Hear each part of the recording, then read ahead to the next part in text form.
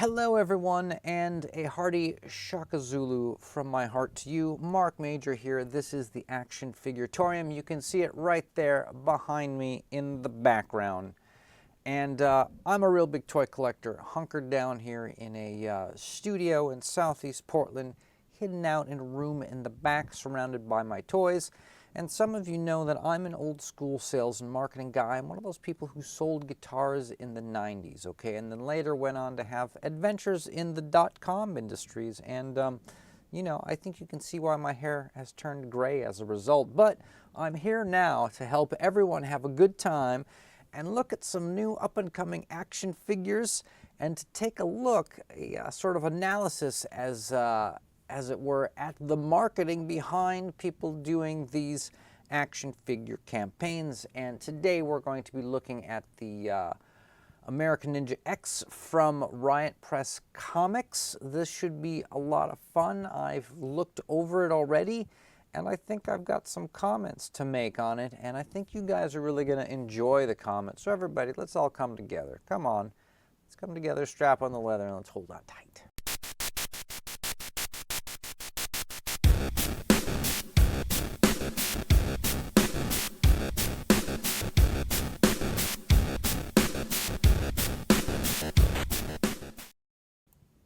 All right, so I'm actually taping this the night before Halloween, but this is coming out on Halloween, and, you know, to all the party people out there, happy Halloween. I think you know who you are. Should we switch over to desktop cam? Why not? Let's do it. All right, I'm already there. Here we are. Let's talk about it.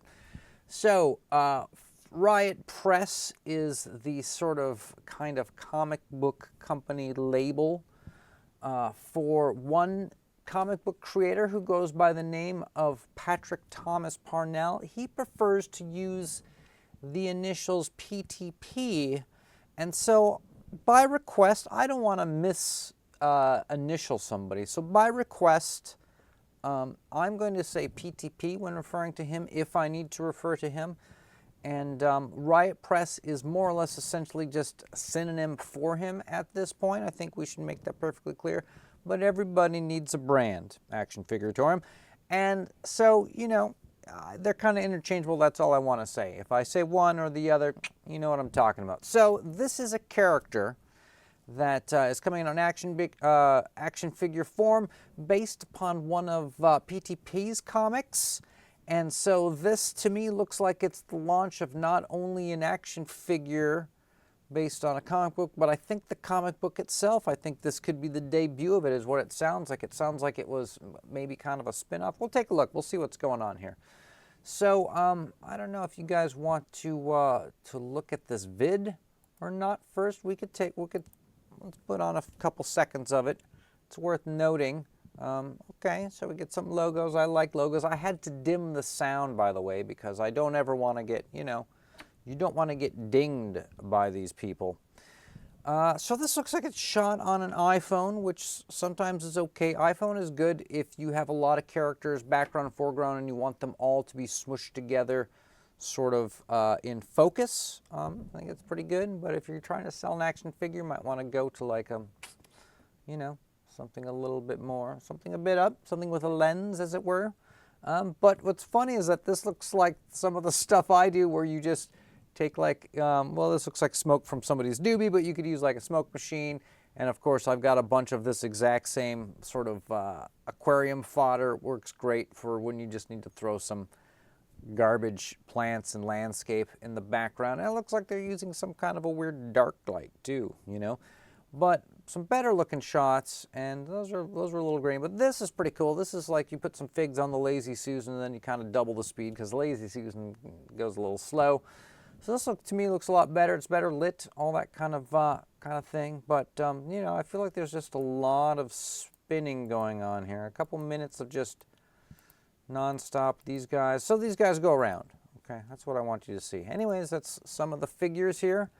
American Ninja X. I like to call Ninjax. I think that's a better brand, personally. And he seems to be kind of a cross. And tell me if I'm wrong. Put it in the comments. This character seems to be kind of a cross between like a Captain America and some sort of modern G.I. Joe type guy. Now,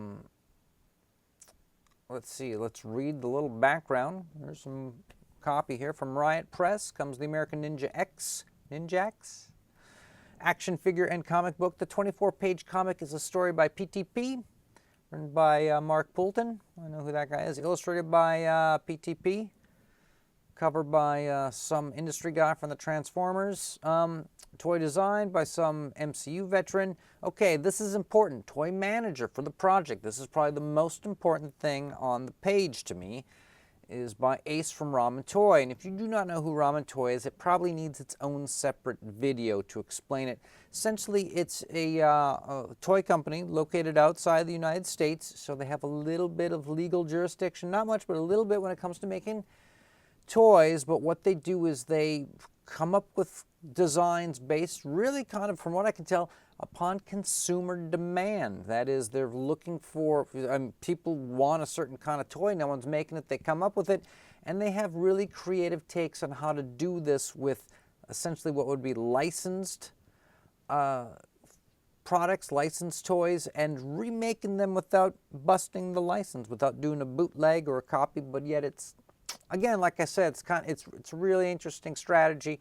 Really intrigued by them. Needs its own video. And if we could ever get the guy Ace on the show, we could maybe get some really fantastic revelations about how Ramen Toy works. I'm really intrigued by him. And so to see his name attached, this is big. By the way, Riot Press has done toys in the past. They have funded and fulfilled. So they were done before by Ramen Toy. He's doing them again. If you back this, you will get your toy. I'm telling you right now, that is a stamp of approval. I don't know who Johnny Phantasm is, but I assume it's probably some other comic book he had, and this is like a side character who now has his own comic. Here's more what the characters look like. This guy's got this giant star. This, to me, looks like he's advertising like motocross or something. I don't know. I think that's Motofox. Yeah, there's a all-black version of Snake Eyes guy. There's an Arctic all-white version.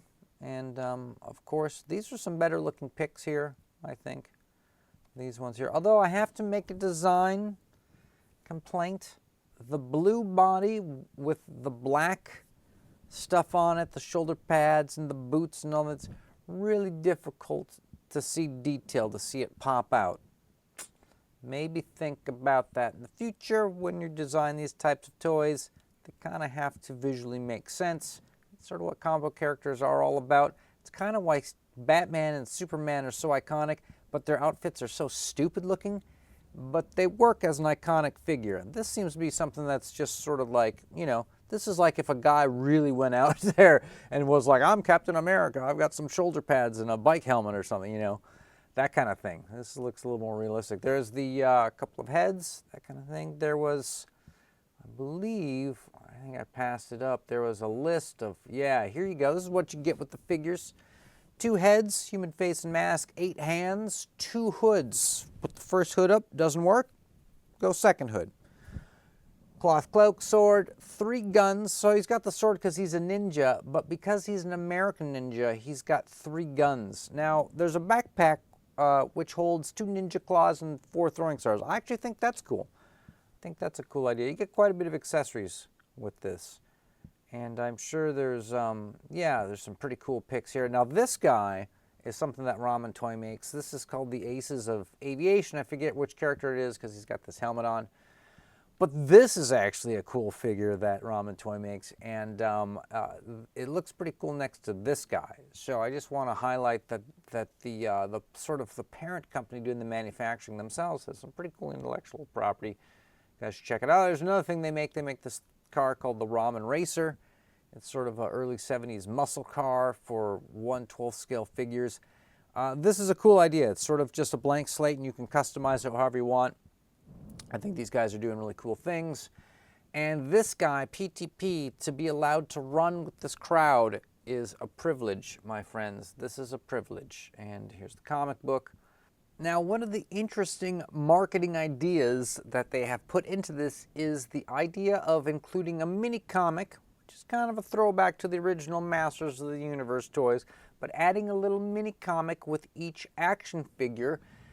And each one comes with a different mini comic, and that all 4 mini comics, when put together, will complete the story. Now I have a question, all right, and I think you guys are going to find this question fair. The question is, does the completion of all 4 mini comics, is that little mini comic compressed into one, the composite, is that just the same thing as the $15 24 pager, but just crushed down and separated into 4 things? And I think that might be a question I should ask right now, okay? I think I should question PTP right here. Is the collected 4-volume mini comics the same story, parentheses, panel and art, as the 24-page book being offered? Are they redundant, or is it another comic altogether? I think that's a fair question, because I don't know, and he needs to tell me. All right, we'll go ahead and we'll ask that question. And there you go. The question has been sent. Okay, now about this character, one other thing that I would like to press upon is the sort of gung-ho Americanism that we see in some other recent milieu out there. This guy, he's a YouTuber, goes by the name of Yellow Flash. He's working on a comic called The Golden Patriot. You know, Yellow Flash, Golden Patriot, that kind of thing. It's like he said, I'm gonna, and then that happened.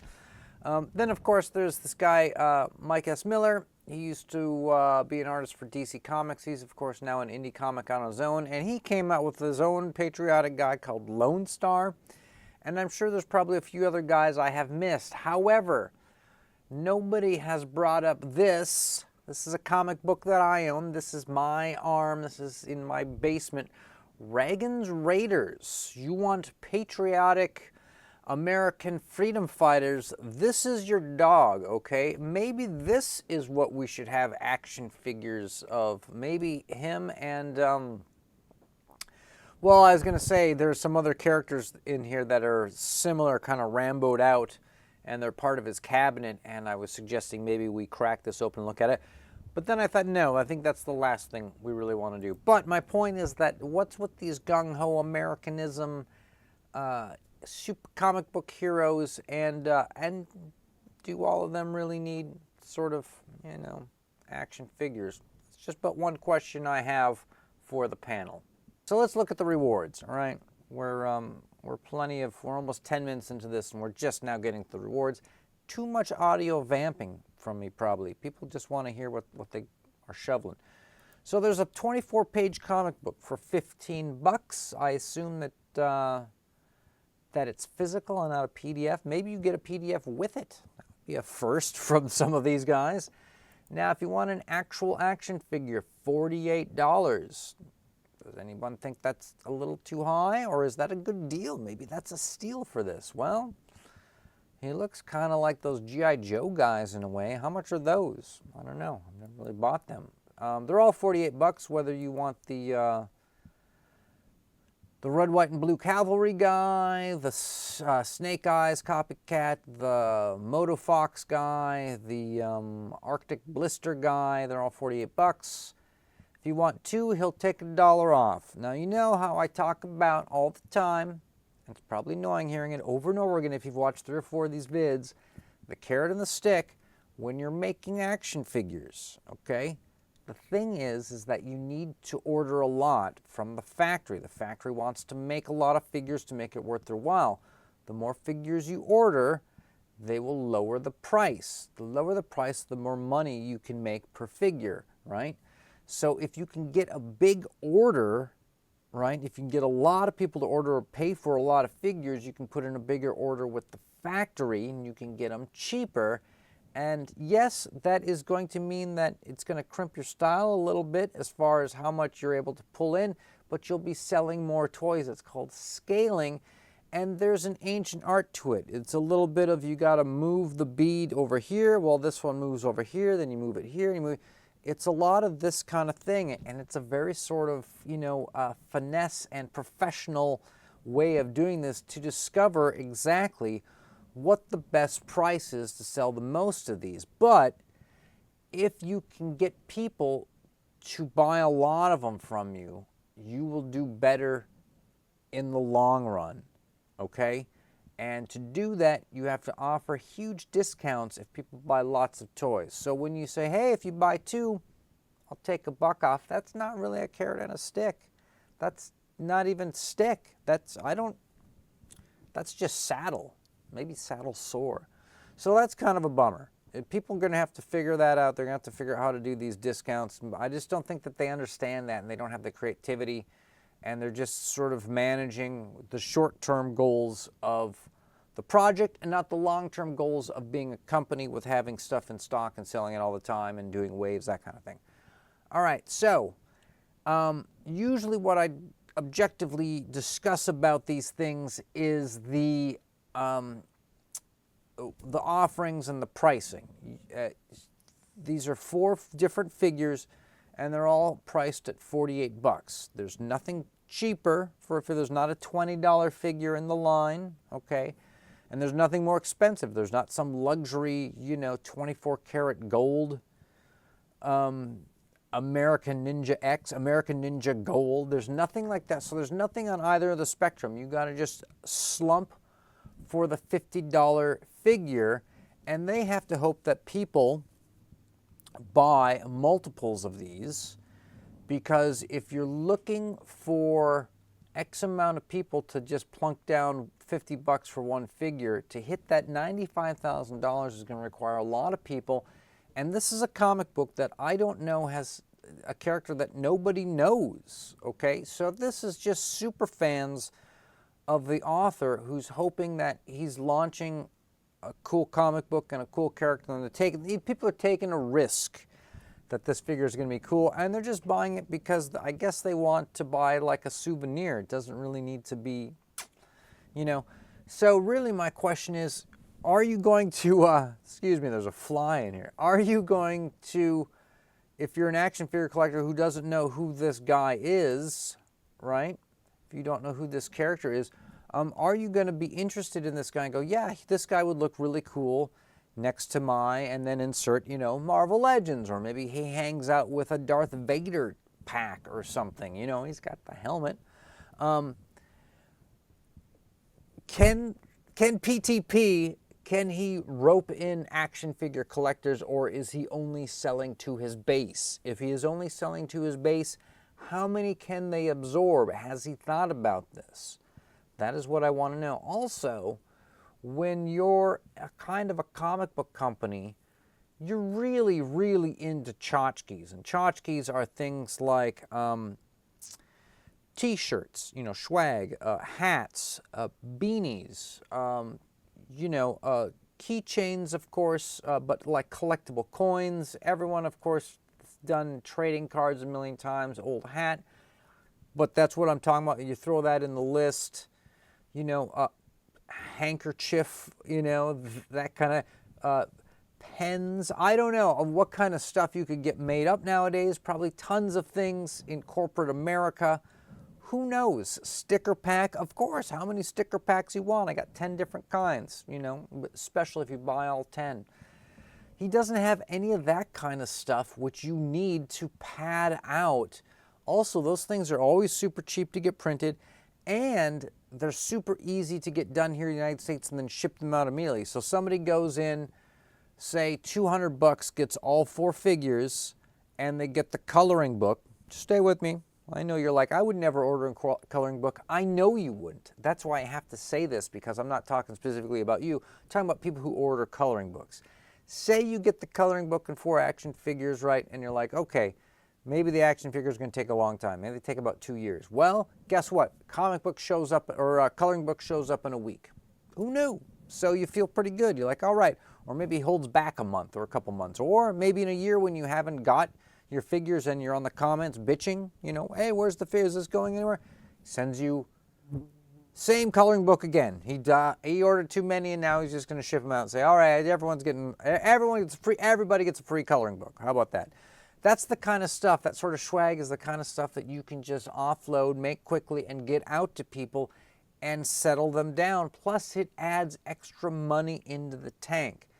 And comic books and comic book companies and that kind of stuff, that's all easy pickings. And I don't see any of that. I just see these 4 action figures, okay?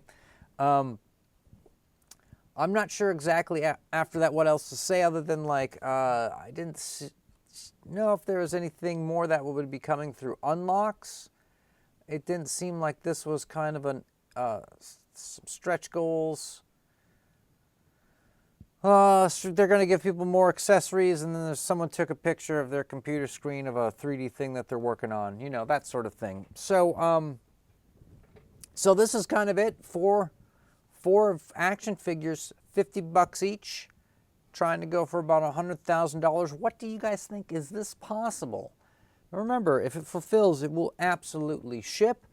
How many fans does Riot Press have? It might be huge. I don't know. I'm guessing that they're probably a good mid-size indie following, but, you know, times are tough and lean out there, and some people can only support so many things. So, I guess we're going to conclude this episode maybe with a hymn. Maybe not, though. Maybe everybody out there, as far as I can tell, just needs to stay charged.